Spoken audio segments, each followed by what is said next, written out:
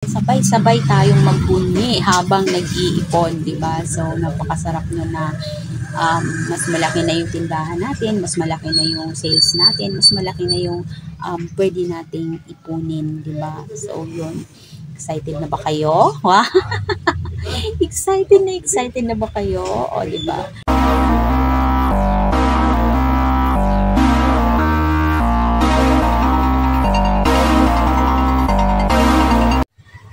Good morning mga kaibigan, mga kumare, mga kasuki, mga katindera, mga kamarites. Kumusta po kayong lahat?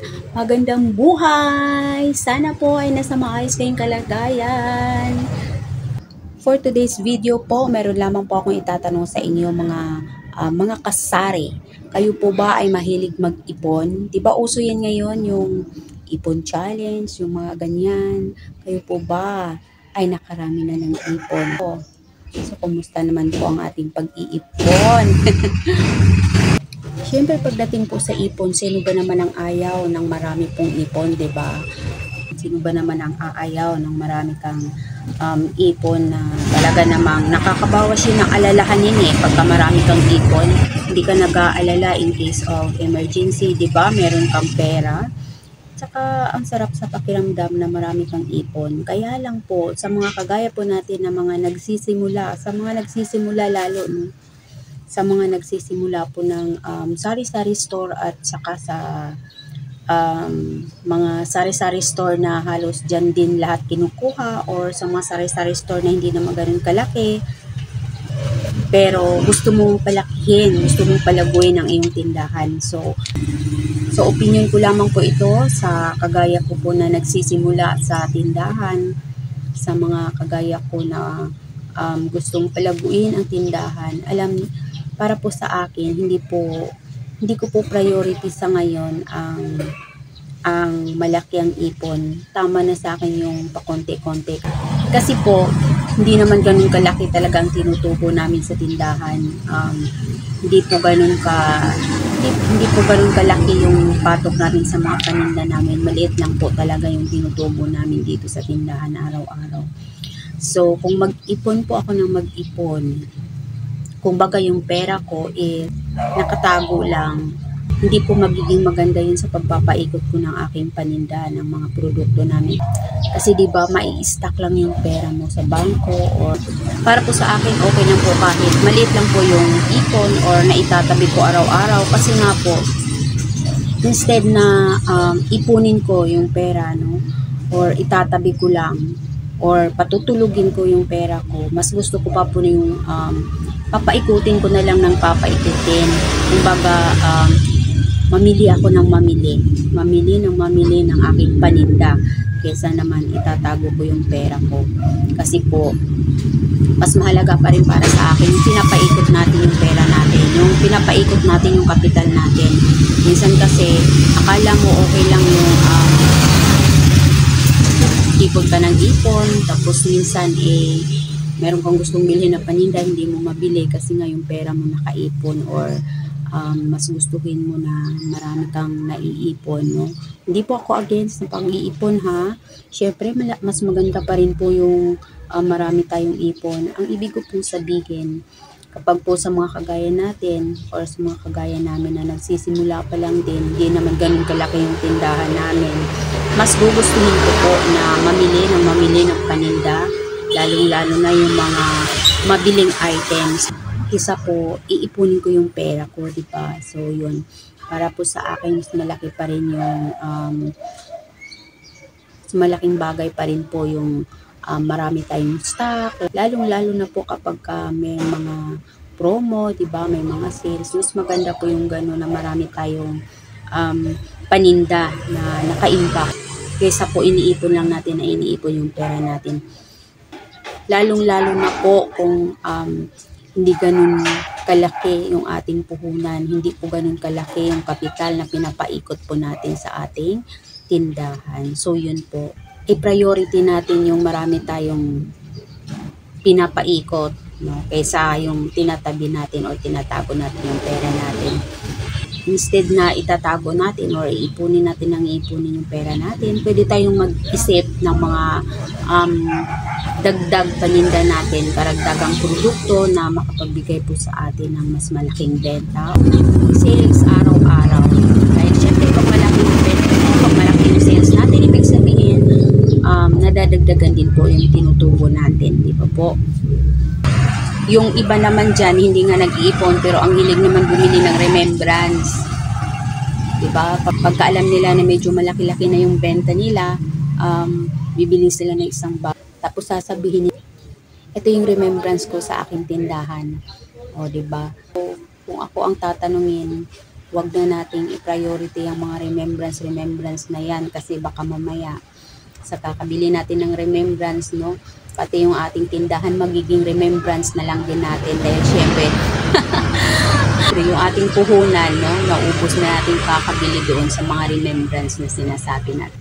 So lagi po nating iisipin kung paano po lumago, no, ang ating pong tindahan dahil malaking bagay na rin po yan na kumikita tayo kahit maliit lang, no, habang nandito po tayo sa bahay natin, habang kasama natin yung ating pamilya, di po ba? Saka na po tayo mag-ipon pagka po malaking-malaki na po yung benta natin araw-araw. Pagka napalago na po natin yung ating tindahan, sabay-sabay tayong magbunyi habang nag-iipon, di ba? So, napakasarap nun na mas malaki na yung tindahan natin, mas malaki na yung sales natin, mas malaki na yung pwede nating ipunin, di ba? So, yun. Excited na ba kayo? Excited na ba kayo? O, di ba? So, yun po.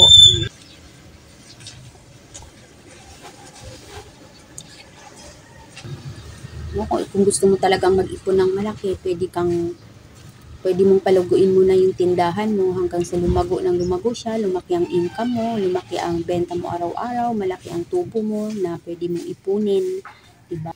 Once na malaki na yung tindahan mo at marami ka ng kapital, doon ka na pwedeng mag-ipon, diba? So sa ngayon, dahil nagsisimula pa lang tayo, kailangan maging masinop muna tayo sa pamimili natin, no, sa mga produkto, sa mga paninda natin na alam natin na mabenta, mabili, di ba? Tsaka alam natin na kailangan nilang bilhin. Lalo na po sa mga kasari natin dyan na meron pong BFF na Bombay, oh. Shout out po sa mga kaibigan natin Bombay dyan. Malaking tulong po sila sa atin. Pero sa mga kasari po natin dyan na nag-a-avail po ng kanilang serbisyo, galingan nyo po kasi sayang po yung kapital, sayang yung tinutubo na binabayaran nyo po para hindi po masayang yung inyong pagod, yung hirap, diba? Para po hindi masayang yung kinukuha nyo sa kanila is kailangan po mas magaling, no? Mas magaling po kayong magpaikot ng inyong puhunan, huwag po basta bili ng bili. Yes po, hanggat maaari, bili po tayo ng bili ng mga produkto na paninda po natin. Hanggat maaari po. Lagay natin sa isip natin na the more na marami kang produkto, the more na marami kang benta, the more na marami kang tubo, the more chances na lalago ang iyong tindahan at syempre mas malaki po yung kikitain natin. Doon po natin makikita na lumalago yung ating negosyo. Hindi po masasayang yung ating paghihirap, yung ating pagpapagod, no? Kapag maganda ang ikot ng produkto, no? Ibig sabihin po nun ay lumalago po yung ating tindahan. Kasi po, pag wala ka ng pinapaikot, no, na produkto or puhunan sa iyong tindahan, ang ibig sabihin po nun ay nalalapit na ang pagbagsak ng inyong tindahan. Nahihirapan na po kayo sa inyong pamimili. Kapag po hirap kayo sa pamimili, ibig sabihin nun, apektado yung laman ng ating tindahan, di ba po? Pero kapag ikaw po ay empleyado, tandaan nyo 100 over 100% ko pong sinasabi sa inyo na mag-ipon kayo. Grabe.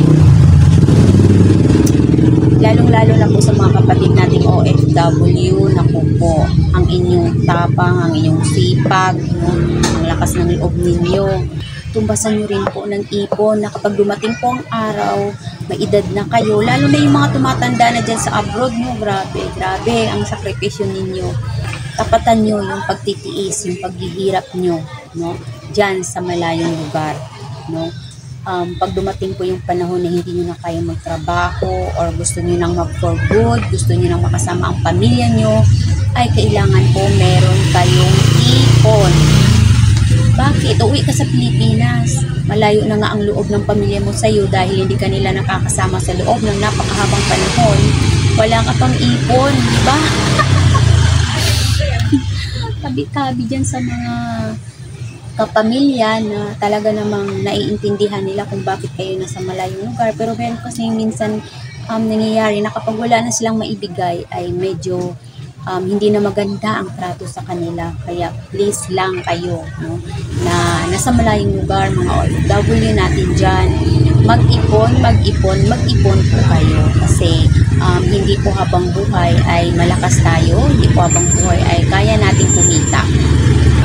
Tama po ba ako? Napakahirap po kasi, napakahirap na pagdating ng time na gusto mo nang magpahinga, gusto mo nang, alam mo yun, i-relax yung sarili mo kasama yung pamilya mo ay, okay po ba? Tama po ba lahat ang sinasabi ko sa inyo? So, eto na po, i-end ko na po yung aking vlog dahil inabot na po ako ng hapon. So, kung kanina po sa aking opening ay na good morning ako, ngayon naman po ay good afternoon na. Inabot na po ako ng hapon dahil ang hirap nga po mag-vlog dito sa tindahan. Samot-saring ingay, samot-saring tunog.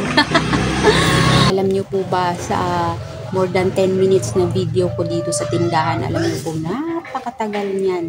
Ang daming cut, ang daming tayo, ang daming ingay, no? Ang daming putol-putol. Cut, ilang beses ko siyang ulitin para lang makabuo. Kaya habang wala pa pong music, magpapasalamat na po ako sa inyo, sa lahat po ng sumusuporta sa akin pong munting channel, sa akin pong munting bahay. Maraming salamat po sa inyong pong suporta. Thank you so much. Sana po ay wag po kayong magsawa na suportahan yung inyong pumaring Jenny. Thank you so much po. Maraming salamat po sa inyong lahat. God bless everyone. Bye-bye!